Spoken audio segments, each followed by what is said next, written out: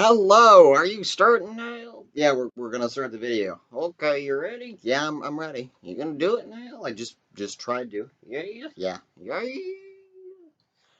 Can you hold on for a minute? Sure. All right. My name is Landon Harvey. Hey, what? Are you gonna do the video now? I just told you I was gonna do the video. Can I do the introduction? No, I was gonna do the introduction. Okay, I'll do the ending. Whatever. All right. Can you just sit over there? Sure. Okay. You're gonna do really good at this, right? Yes, I'm gonna give it my all. All right. 110%. Yep. So what my name they used to always say. All right. Thank you, Merlin. You're welcome. All right. Maybe I should just start from the beginning. Redo this video. No, you're okay. Go ahead. All right. Hello, my name is Landon Harvey. For those of you that don't know of me, I'm a ventriloquist and puppet builder based in Dallas, Texas, and I've recently been doing a series of Facebook Live interviews called Landon Live, where I interview entertainers in the art and how they got into it. Today, we're going to talk about creative character building. So I hope you're ready. Now, when you start puppet building, you're going to realize that it's mostly a trial and error process because you're going to be rushing to want to finish your first puppet to show everyone, look, I built a puppet, and it's an exciting thing. I've built a few that were very crude, and some of them actually sold. Yeah. But you will find that the more times that you build, the more you get better, and the more you learn what not to do from what you did last time. And you grow. You grow as an artist, and you grow as a builder, and that's important. Some resources that I want to give to you to start your puppet building are Adam Krutinger on YouTube. All of his videos are free, and he has, I believe, some patterns on his website, adamkrutinger.com, where you can, or it's krutingerpuppets.com, where you can buy his patterns and implement them into your own build. But he's got a series of videos that talk to you about different types of fabrication for puppets, ways to glue foam together so you get really neat shapes for puppets.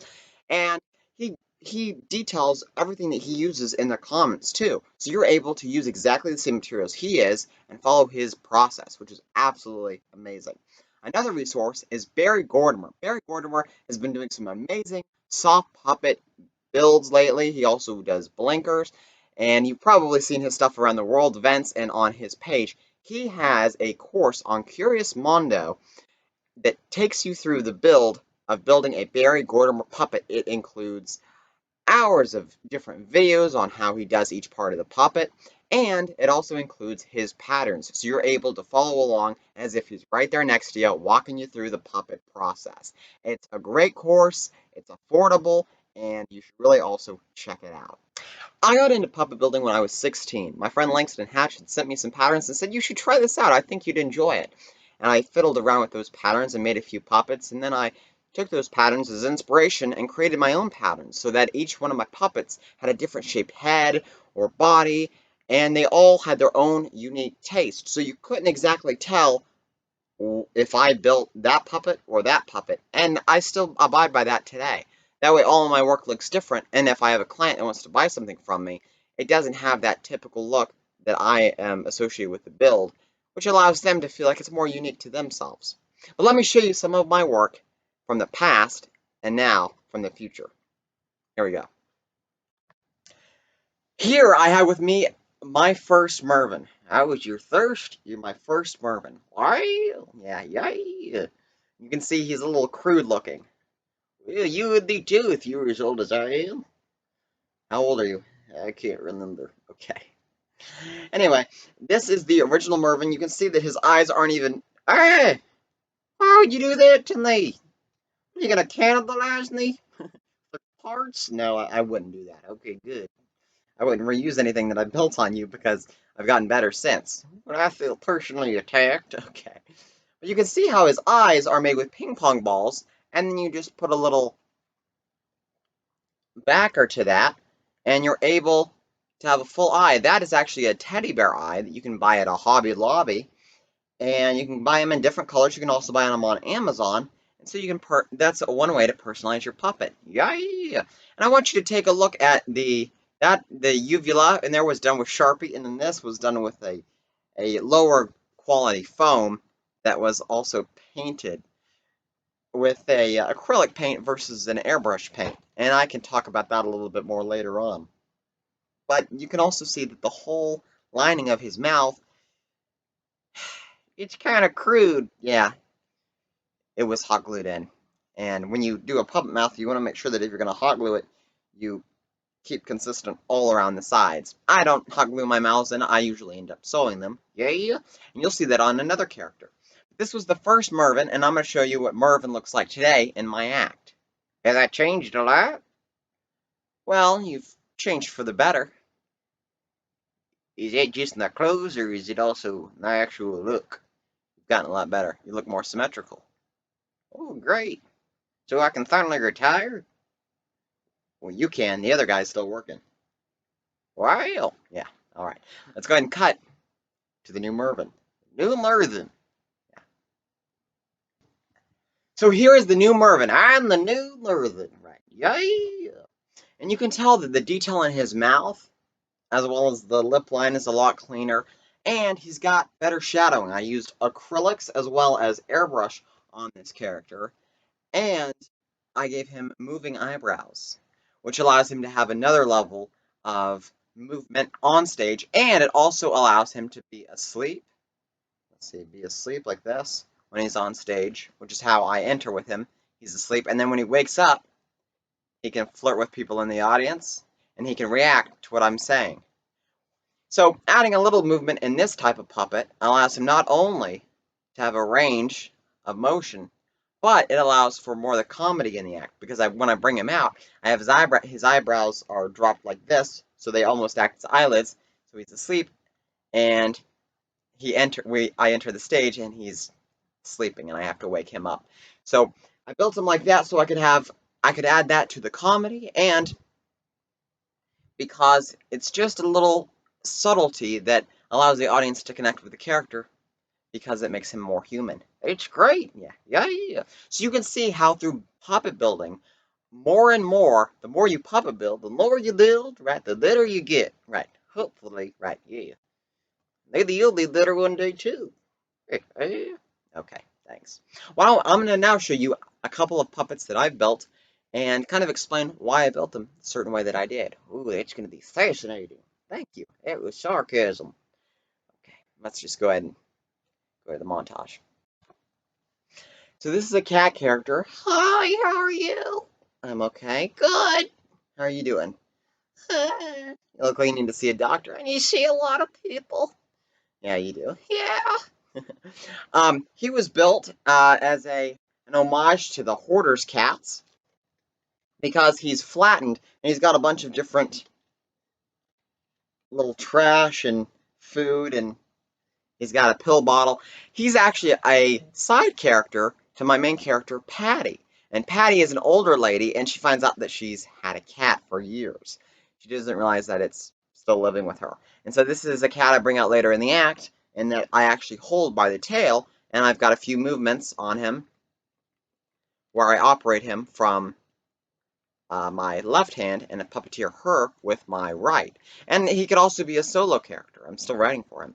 But you could also build puppets where they're rod puppets and you cover them in foam and fabric so that they appear to be soft. And that allows you to do different things. If you want a puppet with a longer neck that might be smaller where you can't fit your arm in it, that is when you're going to want to use a rod puppet.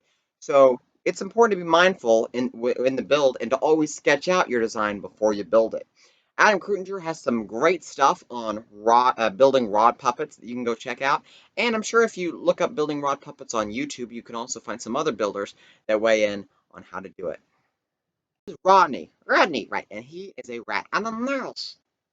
Rodney the rat sounds better though. I'm a mouse. All right, I'm a mouse. Okay, you're a mouse. And he is the most basic puppet I have. You know, that hurts. The way I built him, can I show you? Huh? Can I show them you? What? I'll show them you. Okay. Oh. The way he is built is where there's nothing inside of him. He is just this fur, and I added on his arms and his legs, and of course his ears, tail, eyes, and then his tooth there. But his whole body is one pattern. I just traced it out to fit my hand properly so it fits like a glove. And then when I go in the puppet, I can get a lot of movement depending on how I choose to move my hand. So if you want a smaller puppet like this, whether they're popping out of a prop or you're just bringing them out like this is always a great option because it's easy for a first build. You're able to take your time on it, and you can get a lot of different expression from it, which is a lot of fun. And Roddy is still a character I use today. I built him a couple years ago. Yeah, and I've been upgraded since, right? So there he is. There I am. Yeah. Now, I'm going to take you to a few different stores that I like to go to when I puppet build and show you options on what you might be able to get when you build your first puppet. Let's go. Hi guys, Landon Harvey, and I am in Joann Fabrics, and I'm going to show you everything you'll need for your puppet. So I go to Joann's mostly for the fabric when I have something that I don't need. Most of the time I buy it online, but when I build my basic puppets or when I started building puppets, I bought from Joann's. It's great, and you've got a lot of options, so let's go ahead and check it out. Here we have a bunch of different felts you can get. Felt is great to use for the interior of the mouth. You can also cut it out and use it for tongues of your puppet. This is a good fabric for the interior of the mouth.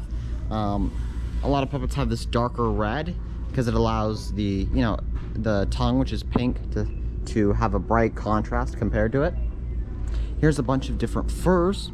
You can get furs from here, and they have great fur. You can also get them on eBay or Etsy. Sometimes you can get stuff on Amazon as well, but it's important to check out your dimensions.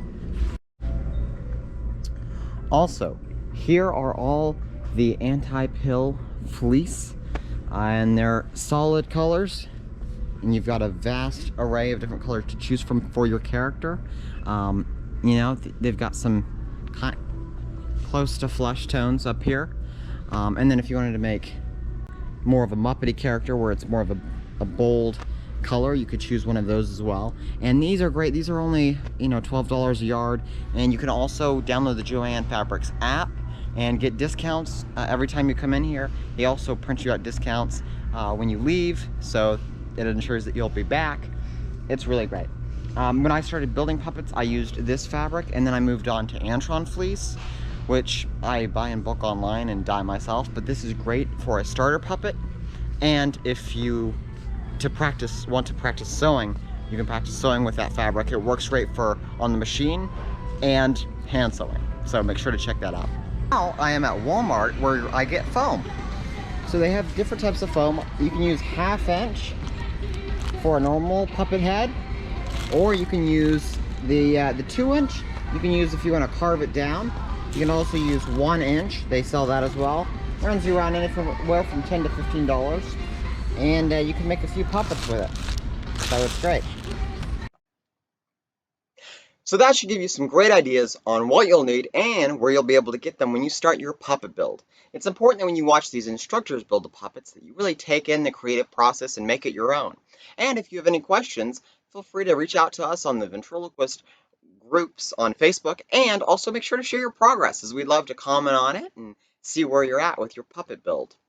Also, in 2021, Bob Rumba and I will have a Creating a Character workshop at the International Venhaven Ventriloquist Convention, and we are excited to have you there, and we look forward to doing the lecture. It'll be everything from creating a puppet character to turning it into an actual on-stage character, which talks about voice, manipulation, a plethora of stuff that's going to be chock full of information and a lot of fun, and it's going to be a perspective that you're not going to want to miss. So we hope to see you there, and all I have now is that I hope you're inspired, and I hope you're able to get out there and literally make some friends. My name's Landon Harvey, and take care.